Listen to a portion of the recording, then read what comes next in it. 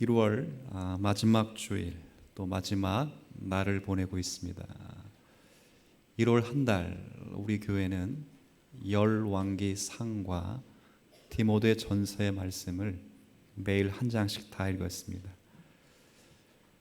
어제랑 오늘은 다 읽고 나서 복습이라는 참 시간을 갖길 원해서 오늘은 특별히 열왕기 상 가운데 새벽 예배를 통해 확인해 본 열왕기 상 8장의 말씀을 본문 일기의 말씀으로 선택했습니다. 8장 전체에는 솔로몬이 성전을 완공한 다음에 이 성전 안으로 언약궤를 모셔옵니다. 그리고 언약궤를 모셔온 이 성전을 이제 백성들과 함께 여호와 하나님께 봉헌하며 그리고 기도하는 내용으로 길게 그리고 자세하게 기록되어 있습니다. 저와 여러분이 읽은 이 12절부터 21절까지 말씀은 솔로몬이 백성들 앞에서 이 성전이 어떻게 지어지게 되었는가, 성전이 어떻게 생기게 되었는가, 그것을 설명하는 그런 부분입니다. 아마 여러분이 성경 소제목을 보시면 거의 대부분의 소제목이 솔로몬의 연설이라 이렇게 되어 있습니다. 오늘 이 백성들 앞에 솔로몬이 한 연설, 어떻게 성전이 세워지게 되었는가에 대한 이 연설을 확인하면서 하나님이 왜 솔로몬을 통하여 성전을 짓게 하셨는가, 그리고 그 성전을 짓게 하신 하나님은 솔로몬을 통하여 어떤 하나님으로 자기 백성에게 계시되기를 원하셨는가, 이 시대에 과연 신약 시대를 살아가는 성도들이 과연 우리가 솔로몬의 성전을 짓고 있는가, 이런 내용들을 순차적으로 제가 여러분에게 좀 설명하며 나누려고 합니다. 다시 오늘 말씀은 제가 읽지는 않겠습니다. 본문이 길기 때문에. 근데 오늘 솔로몬의 연설을 잘 읽어보시면 사실 성전을 짓고자 열망했던 사람은 솔로몬이 아니라 사실 솔로몬의 아버지 누구셨죠? 다윗이었습니다. 다윗은 하나님 앞에 하나님의 집을 예쁘게 좀 지어야 되겠다라고 하는 거룩한 마음이 생겼습니다. 자신이 화려한 왕궁에 거하고 있는데 이 언약궤라고 하는 것은 지난 40년 동안, 오랜 몇백 년 동안 묵어왔던 그 텐트 안에 너풀너풀 거리며 있게 되자 이 다윗이 하나님을 위하여 전을 건축해야 되겠다라는 마음을 먹었습니다. 하나님도 이 마음을 대단히 귀하게 여기셨습니다. 그런데 하나님은 다윗이 그런 마음, 참 너 그런 마음 귀하다라고 말하셨음에도 불구하고 다윗을 통하여 성전을 건축하게 하지 않고 그의 아들 솔로몬을 통하여 성전을 건축하게 하셨습니다. 오늘 여러분이 읽은 내용이 바로, 긴 내용이 바로 그것입니다. 다윗이 하나님을 위하여 성전을 건축할 마음이 들었다. 하나님이 상당히 기뻐하셨다. 그런데 하나님은 다윗이 아니라 그의 아들을 통하여 성전을 지으라고 말씀하셔서 내가 이제 성전을 짓고 지금에서의 봉헌식을 하게 되는 것이다. 이게 여러분 읽은 내용입니다. 자, 그러면 우리가 조금 궁금한 것은 성전을 짓고 싶어 한 사람은 원래 누구라고요? 다윗입니다. 근데 왜 하나님은 다윗에게 성전을 지으라고 허락지 않고 지금 솔로몬이 봉헌식을 하고 있는데 아직 태어나지도 않았습니다. 태어나지도 않은 솔로몬을 통하여 성전을 짓게 하셨는가? 여기에는 그 답이 기록되어 있지 않습니다. 우리가 조금 더 역대상 말씀을 한번 보시죠. 역대상에 2번 기록되는데, 자, 2장을 가보세요. 교환에는 28장을 기록해 놓았는데 거기도 똑같은 표현이 있습니다. 22장으로 가보시죠. 22장을 좀 확인해 보도록 하겠습니다.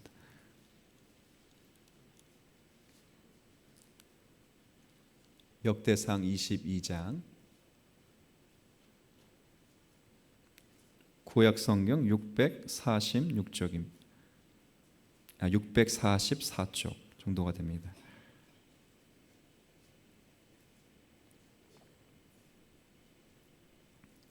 역대상 22장 6절부터 8절까지 말씀 제가 한번 읽어드리겠습니다. 여러분 한번 잘 보시면 좋겠습니다. 다윗이 그의 아들 솔로몬을 불러 유언을 하는 것입니다. 이스라엘 하나님 여호와를 위하여 성전 건축하기를 부탁하여 다윗이 솔로몬에게 이르되 내 아들아 나는 내 하나님 여호와의 이름을 위하여 성전을 건축할 마음이 있었으나 아까 열왕기상 8장과 똑같죠. 그리고 하나님 그것을 칭찬했습니다. 8장에서는. 그런데 8절에 여호와의 말씀이 내게 임하여 이르시되 너는 피를 심히 많이 흘렸고 크게 전쟁하였느니라. 내가 내 앞에서 땅에 피를 많이 흘렸은즉 내 이름을 위하여 성전을 건축하지 못하리라. 이렇게 되어 있습니다.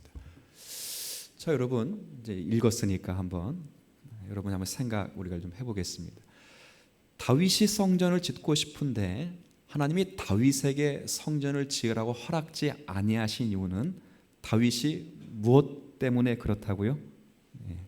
피를 많이 흘린 뭐라고요? 군인이기 때문에 그렇습니다.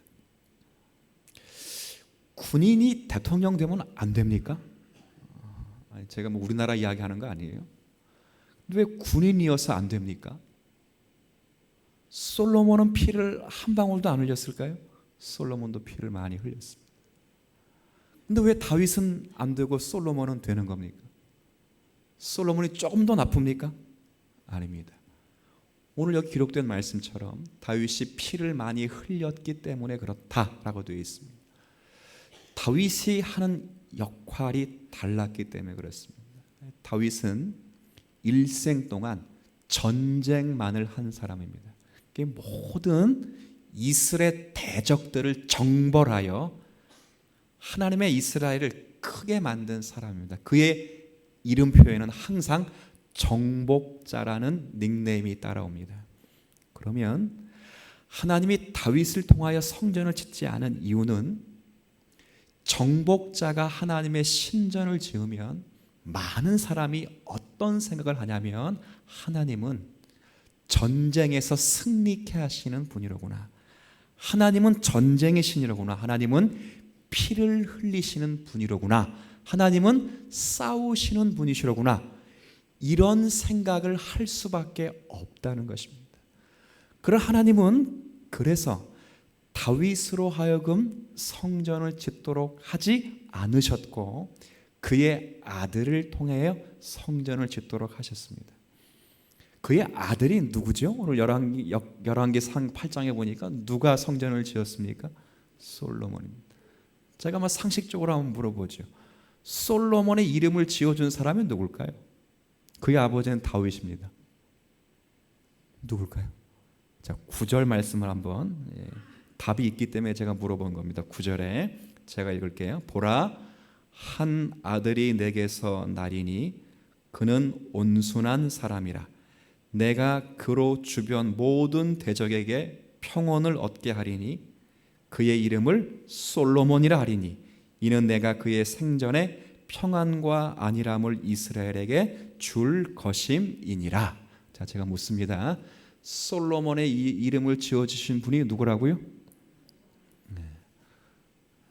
그죠? 그리고 내가 솔로몬을 통하여 성전을 짓게 하겠다라고 되어 있습니다. 그러면 하나님은 다윗을 통한 것이 아니라 솔로몬을 통하여 하나님이 어떤 분인가를 알리시기 위해시는 하나님의 뜻이 있다 그 말입니다. 솔로몬은 뭐 하는 사람인게? 이 솔로몬이 지금 제가 이제 설명을 좀 드릴게요. 솔로몬이라고 하는 이름의 뜻 제가 교환에 하나 적어놨는데 히브리어로 제가 이제 읽어드릴게. 쉐로모. 자, 솔로몬과 쉐로모와 비슷합니까? 다릅니까? 비슷하죠. 쉐로모.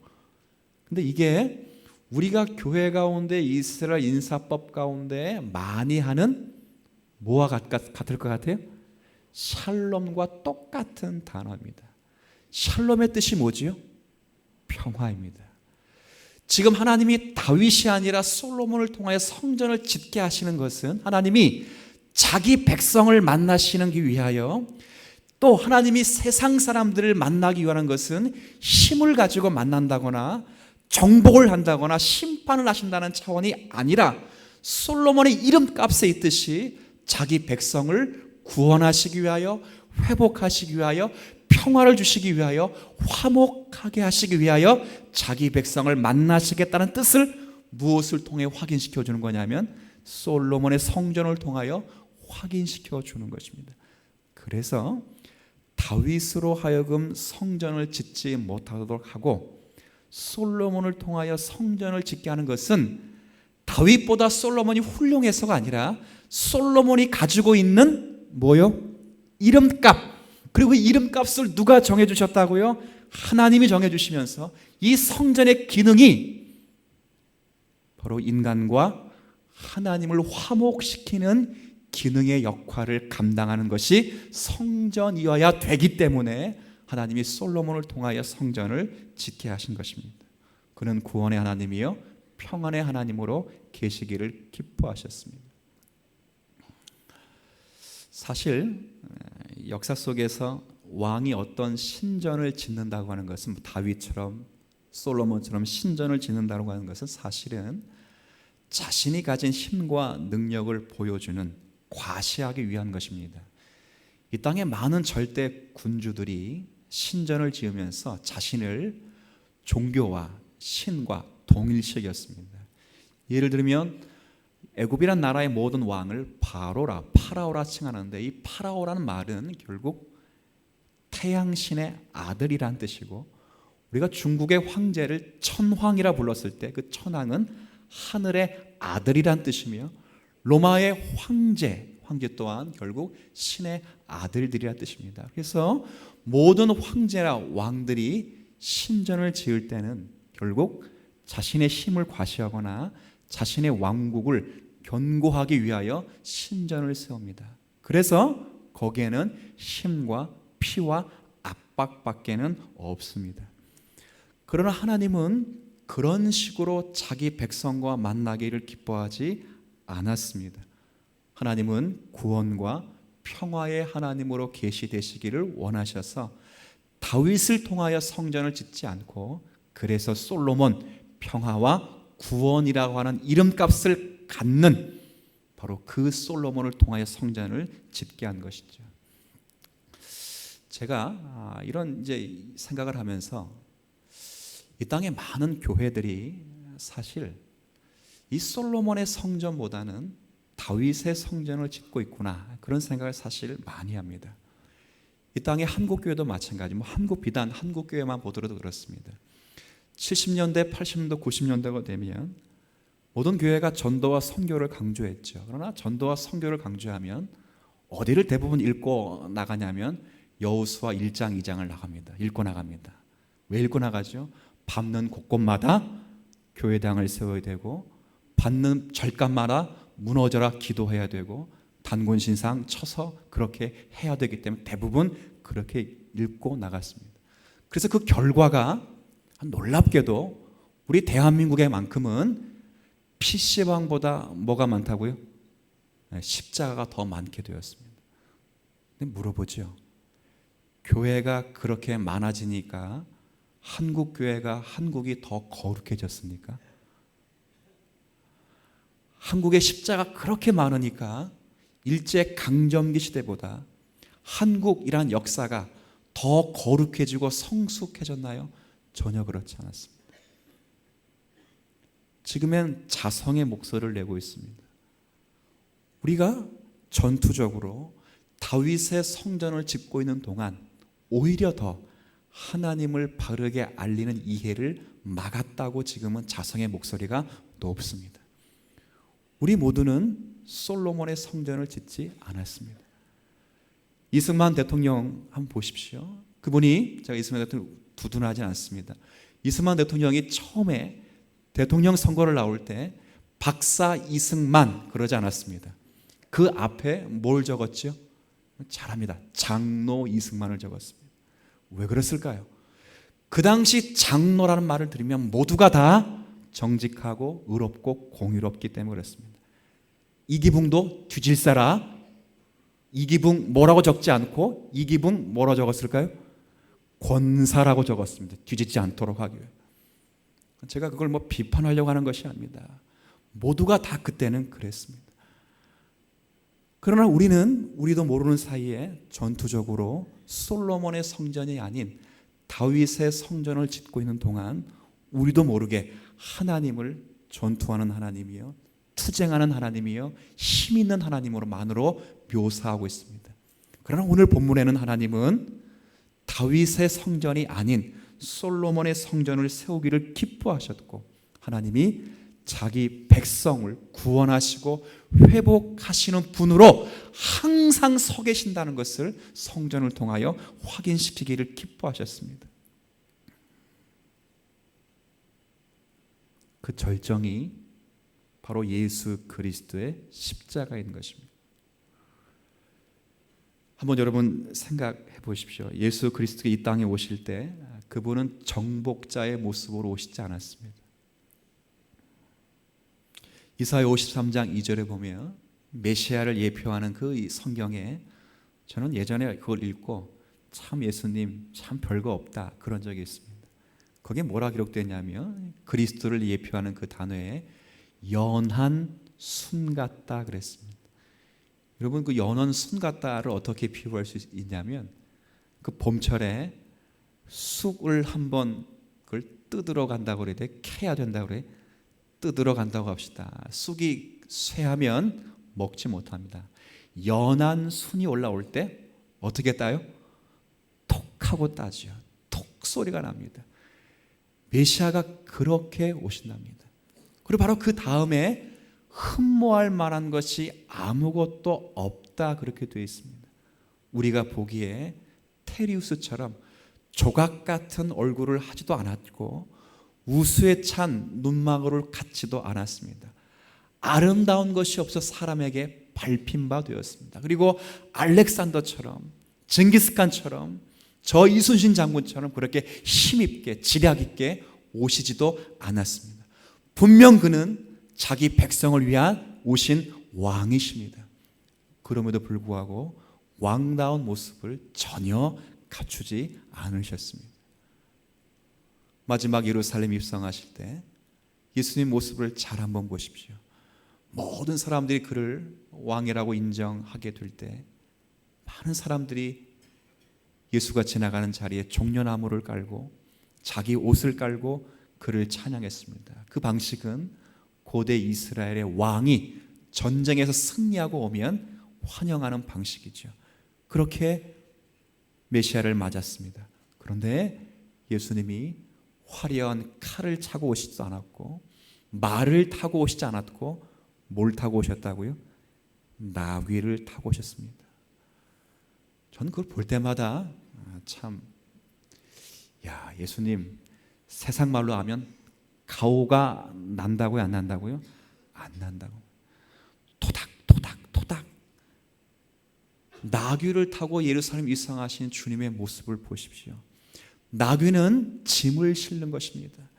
저들은 모두가 칼을 차고 다윗의 성전을 지으신 메시아를 기다려서 능력의 메시아를 기다렸죠. 그러나 실상은 다윗의 성전을 지러 오신 분이 아니라 솔로몬의 성전을 완성하러 오셨기 때문에 인생에 수고하고 모든 짐을 지셔야 하기 때문에 나귀, 즉 짐을 실는 나귀를 타고 오셨죠.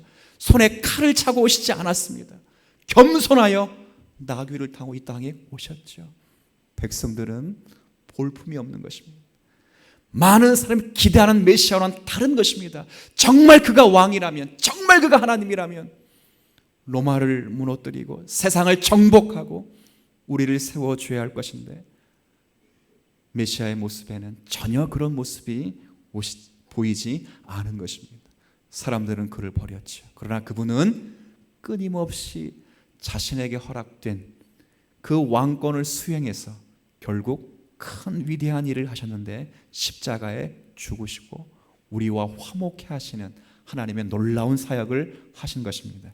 그 내용을 골로새서 1장에는 이렇게 표현해 두고 있습니다. 신약 성경을 한번 읽어보시죠.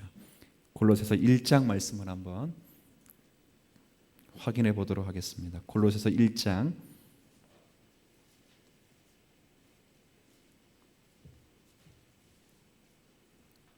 자, 신약 성경 324쪽 한번 보시죠. 쪽수로 찾으면 좋겠습니다. 신약 성경 324쪽 골로새서 1장 19절부터 23절까지.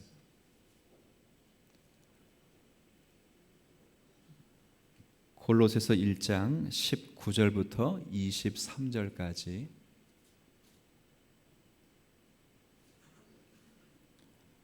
제가 한번 읽어볼 테니까 약간 의역을 해서 읽을게요. 여러분 눈으로 한번 확인해 주시면 좋겠습니다. 아버지께서는 모든 충만하신 것으로 예수 안에 거하게 하시고, 그 다음 보십시오. 그의 즉 예수의 십자가로 화평을 이루셨습니다. 누가 화평을 이루셨다고요? 아버지께서 그리스도로 말미암아 우리와 화평을 이루셨습니다.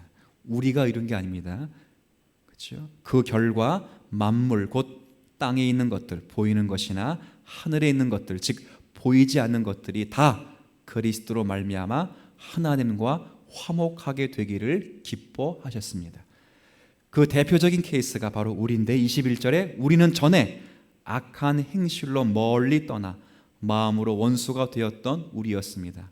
그러나 22절 이제는 그리스도의 육체의 죽음으로 말미암아 하나님과 화목하게 되고 너희를 거룩하고 흠없고 책망할 것이 없는 자로 하나님 앞에 세우고자 하셨으니 만일 우리 모두가 이 믿음에 거하고 이 진리의 복음 위에 굳게 서서 우리가 들은 바 복음의 소망에 흔들리지 않기를 원하면 그렇게 될 것이다. 함께 읽습니다. 이 복음은 천하 만민에게 전파된 바요 나 바울은 이 복음의 일꾼이 되었더라. 그렇죠. 오늘 읽은 이 골로새 1장의 말씀이 아까 열왕기상 8장의 말씀과도 같이 하나님께서 이스라엘 성전을 통하여 범죄한 세상 가운데서 평화를 선포하시며 좌정하셨던 것처럼 그리스도께서 평화의 왕으로 오시사 자기 몸을 버리시고 하나님과 그 백성 사이를 화평케 하셨다는 것입니다. 그래서 하나님으로 말미암아 우리가 하나님과 화목하게 되었고, 그리고 그 결과 우리가 하나님의 자녀가 되었다는 것을 성경이 우리에게 말씀하고 있는 거죠. 그러면 이런 은혜를 우리가 누리게 되었다면 우리가 이 땅에서 어떤 삶을 살아갈 수밖에 없는가? 제가 오늘 여러분에게 두 가지를 부탁하며 여러분을 축복하고 싶습니다. 하나는 하나님과 우리가 화목된 이 자리가 되어서 주님과의 자녀된 삶을 살게 된다면 우리는 하나님과 화목된 것을 인식하고 화목된 자로서의 특권을 누리며 살아갈 수 있게 된 것입니다. 그 특권이 어떻게 표현되냐면 여기 22절에 기록된 바와 같이 거룩하고 흠이 없는 자로 세움을 받게 될 것이고, 23절의 말씀처럼 복음의 소망에서 흔들리지 않게 되는 놀라운 특권을 누리며 우리가 이 세상에서 살아갈 수 있다, 그 말인 것입니다. 여기 거룩, 흠없음, 소망에서 흔들리지 않는다는 것, 이런 것들은 우리가 가진 능력으로 누릴 수 있는 것이 아니라 그리스도로 말미암아 하나님과 화목되었기 때문에 누릴 수 있는 성도들만의 특권이 되는 것이죠. 그건 남다른 것입니다. 성도의 삶은 그래서 하나님과 화목되었다는 사실 하나만으로 남다른 삶을 살아갈 수밖에 없죠. 하나님이 나에게 호의를 가지시고 하나님이 나에게 삶을 돌보시며 내 모든 필요를 충족시키시기 때문에 삶이 달라지죠. 악착같이 남을 빼앗았던 그런 삶을 탈피하는 것입니다. 어렵고 고난 속에서도 넉넉한 미소를 잃지 않는 것입니다. 여유롭지요. 풍족하지요. 어떻게 저 사람들은, 어떻게 저 성도는 저렇게 넉넉한 삶을 살아갈까? 저렇게 대접하기를 좋아하고 기뻐하기를 좋아하고 미소가 끊이지 않을까? 그것은 하나님과 화목된 성도의 복을 누리기 때문에 그런 것입니다. 마치 자녀가 부모를 닮듯이 그런 거죠. 여러분, 가족이 무서운 점이 뭐죠? 가족이 제일 무서운 점은 제가 보니까 담는 게 제일 무서워요. 가족은 담는다는 게 제일 무섭습니다. 놀라운 것인데 우리 가족 이야기하는 게 아니고 보편적인 가족 이야기를 들어보면 부부가 닮아야 안 닮아요? 닮아요. 근데 잘 보니까 싸우면서까지도 닮더라고요. 지적하고 단점을 지적하는데 닮아가요. 그러니까 가족의 무서운 점이 그런 겁니다. 어느 날 보니까 제 아들이 저랑 똑같은 행동을 해요. 그것도 안 하면 좋을 행동. 그것도 제가 집에서만 하고 절대 밖에서는 단 한 번도 하지 않은 행동. 그런 것만 해요. 왜 그러죠? 늘 보고 배운 게 그거죠. 어느 날부터 저에게 잔소리를 하기 시작합니다. 절대 밖에서는 안 하죠. 가족이기 때문에 그렇습니다. 심지어는 먹는 것도 똑같고 습관도 똑같고 잠자는 것도 똑같습니다. 왜 그러지요? 아들이기 때문에 그렇습니다. 우리가 그리스도로 말미암아 하나님과 화목하게 되어서 이 거룩과 흠이 없음과 소망에서 흔들리지 않는 축복을 누린다고 하는 것은 우리가 다 하나님의 자녀된 복을 누리기 때문인 것입니다.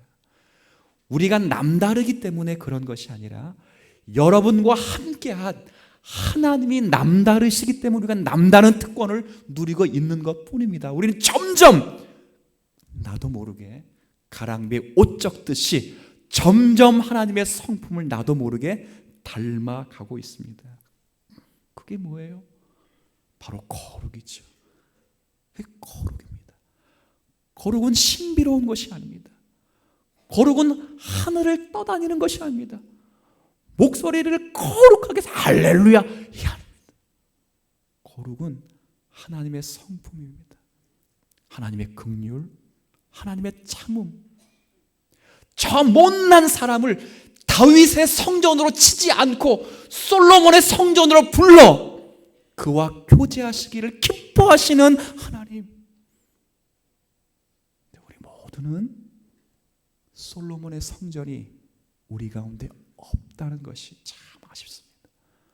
저도 그렇고 이 땅의 많은 한국교회와 이 땅의 교회들이 과연 솔로몬의 성전을 짓고 있는지, 아니면 다윗의 성전을 지금껏 짓고 있는지 조금씩은 고민해 볼 필요가 있는 것입니다. 우리는 그런 삶을 살아가죠. 어떤 능력이죠? 홍해를 가르는 능력. 내가 오늘 한 번씩 꼭 이야기하고 싶은 건데요. 홍해는 한 번만 가르면 더 이상 가를 필요가 있다 없다? 없어요. 홍해 가르려고 하지 마십시오.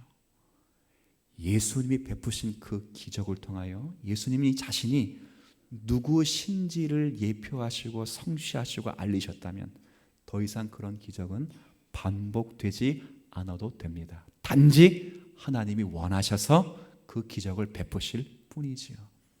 우리 안에 있는 기적과 능력은 하나님을 닮아 거룩한 성도의 삶을 갖는 것입니다. 이 은혜가 여러분 가운데 있으셔야 되죠. 우리 교회 가운데 있어야 되는 것입니다. 이 복을 누려야 되겠지만 또 하나 제가 간곡히 원하는 것은 이제 우리가 그리스도로 말미암아 화평한 자가 되었으면 이제 수많은 사람들을 화평케 하는 성도가 되시기를 기대하는 것입니다. 여러분도 솔로몬의 성전을 지으십니다.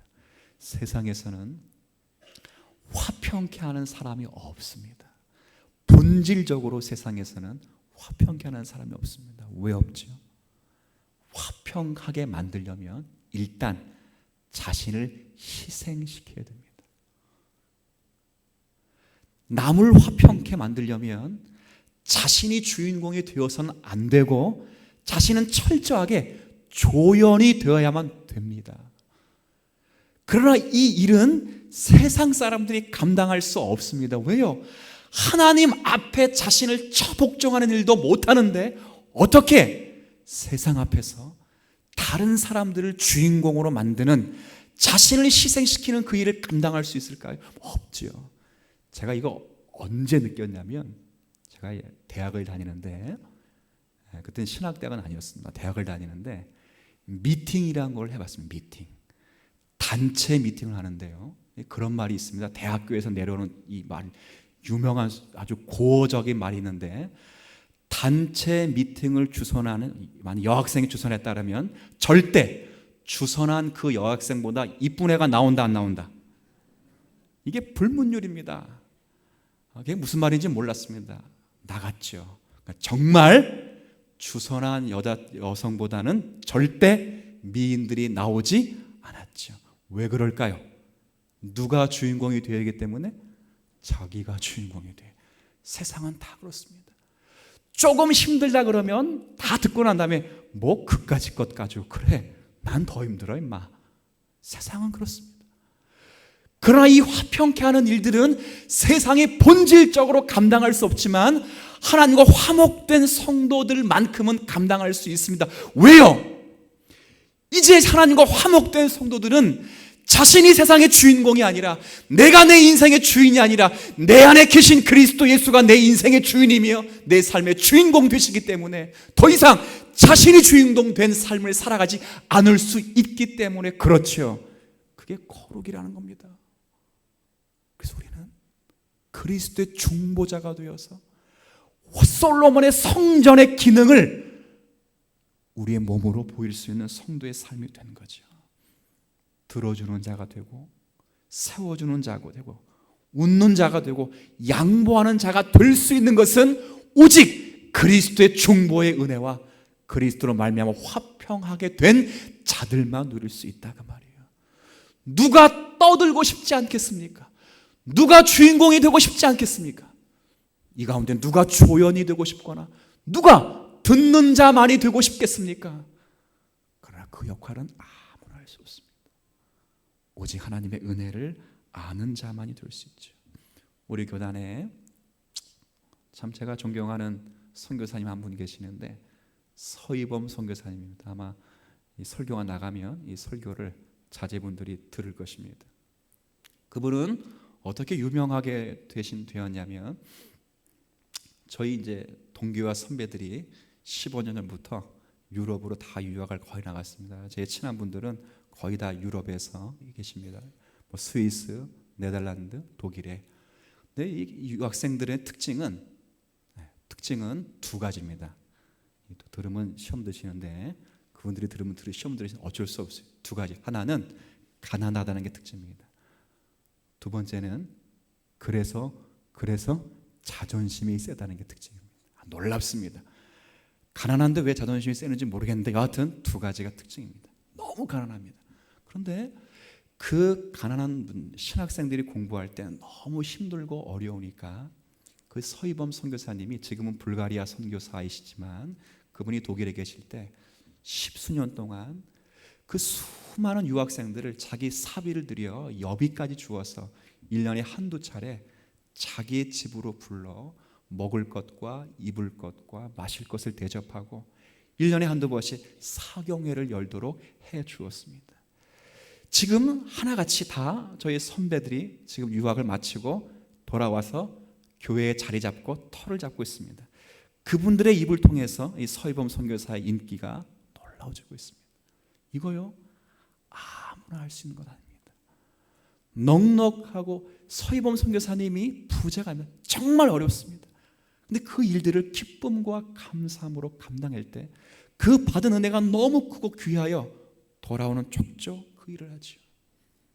제가 그분을 섬기지는 않습니다. 그런데 올해부터 저희 교회 그 아들을 섬깁니다.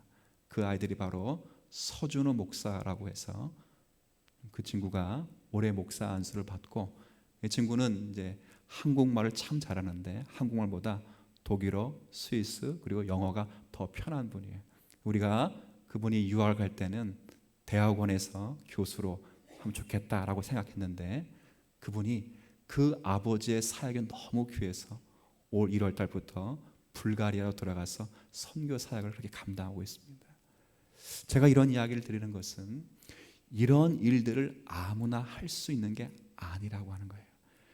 여러분들이 정말 주님과 화목하게 된 자들이라면 여러분을 통하여 주님 사랑교회뿐만 아니라 이 세상이 웃음과 기쁨을 잃지 않을 것입니다. 솔로몬의 성전을 짓고 있는 동안에는 하나님을 바르게 알릴 기회가 없습니다. 왜요? 힘이 없으면 못 들어오기 때문입니다. 교회의 고질적인 질병이 뭐지요? 다 내 밑으로 줄서 아닙니까? 그 줄 잘못 건드리면 뒤지게 혼나고 뒤지게 깨지는 것, 교회 습성 아닙니까? 교회는 그런 것이 아닙니다. 교회는 솔로몬의 성전을 짓는 것입니다.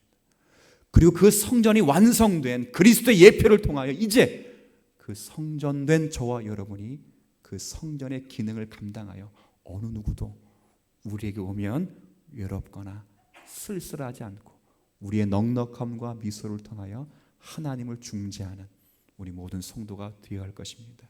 이 은혜를 잘 감당하실 수 있는 우리 모든 성도 되시기를 주님의 이름으로 부탁을 드립니다. 하나님, 수많은 사람들이 솔로몬의 성전을 짓길 원합니다. 힘으로 자신을 과시하길 원하고 힘과 수로 교회의 힘을 과시하기를 원합니다. 그래서 사람들은 대통령도 장로, 국회의원도 장로 모두가 다 그런 식으로 전투적으로 하나님을 모셔왔습니다. 그러나 하나님은 애초부터 다윗이 아닌 솔로몬을 통하여 성전을 짓겠다 말씀하시면서 자기 백성을 중재하고 자기 백성과 평화와 화목과 구원으로 만나시길 원하여 그런 말씀으로 계시하였던 이 말씀을 가슴 깊이 새기는 자들이 되게 하여 주옵시고 그 성전의 실체이신 예수 그리스도가 오셔서 흠모할 만한 왕은 아니지만 우리를 위해 죽으심으로 하나님과 우리의 사이에 화목을 허락하시고 그의 자녀 되게 된 복을 누리게 하여 주셨사오니 이 특권을 누리며 우리 또한 그리스도께서 감당하신 솔로몬의 성전을 완성하는 우리 모두가 되게 하여 주옵소서. 이제 우리가 허락된 하나님의 거룩한 성품을 담게 하시고 우리 또한 우리 안에 찾아온 하나님을 알리기 위한 모든 자들에게 긍휼과 은혜와 자비와 인내를 베풀며 주의 사랑을 넉넉히 증거하여 그들을 중재하는 하나님의 사람들 되도록 은혜 더하여 주옵소서. 감사드리며 예수님의 이름으로 기도 올립니다.